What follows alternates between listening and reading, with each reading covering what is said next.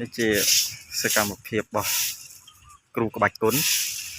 គាត់មិនត្រឹមតែបង្ហាត់ក្បាច់គុណទេគាត់បានបញ្ចេញសកម្មភាពដែលគាត់នៅជាកូនសិស្សលោកគាត់បោកមានមកវត្តមានតែគាត់ទេមិនគាត់ធ្វើសកម្មភាពដោយសារហេតុអីបានគាត់បោកដោយសារតែគាត់ថាខ្លាចអត់បាយហូបដោយសារតែខ្ជិលលោកលេងឲ្យបាយហូបនេះសកម្មភាពគាត់ធ្វើការដដែលគាត់ជានិស្សិតឆ្នាំទី1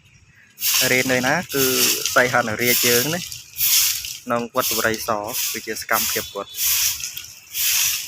គេទេគាត់បោកហើយឆ្វោបមកនេះឡើយមកវត្តមានតែមួយប៉ុណ្ណឹងឯងឧស្សាហ៍គ្រាន់បើគាត់ទៅនោះតែអត់កើតទេសំបីតែរុយមិនខ្លាចផង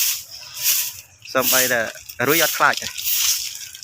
បើគាត់រុយខ្លាចឆ្កែក៏ខ្លាចឆ្កែឃើញក៏ព្រុសដែរដោយសារអីដោយសារខ្លាចរិទ្ធរបស់គាត់ឯងទៅធ្វើឲ្យរុយក៏ខ្លាចឆ្កែក៏ខ្លាចដែរណាកម្មភាពតែទៀតគាត់វាយបាសាក់តែអ្នកបាសាក់គាត់លើករិចគាត់នៅវត្តគឺគាត់ថាតែគាត់ជាកូនសិស្សវត្តគឺរស់ដោយសារបាយបាតលោកគឺត្រូវតែមានសកម្មភាពហ្នឹងគាត់ថាបើសិនតែមិនបញ្ចេញសកម្មភាពទេខ្លាចលោកដាច់ចាញ់ពីវត្តទៀតណាមួយព្រោះលោកឥឡូវមិនបានទេលោកតែគាត់សិស្សណាយឺតយ៉ាវខ្ជិលច្អូសអីលោកដាច់ចាញ់ហើយអត់ឲ្យនៅទេទៅឲ្យរៀនបើមិនរៀនគឺលោករោទៅហ្នឹង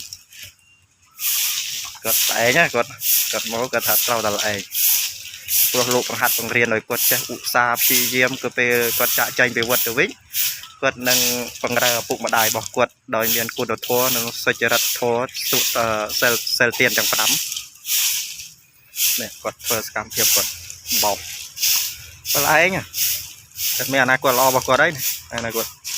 បាទដែរគាត់សង្អាតបរិស្ថាននៅវត្តគាត់បានបនទៀតមានបញ្ញាទៀតខាងមុខទៀត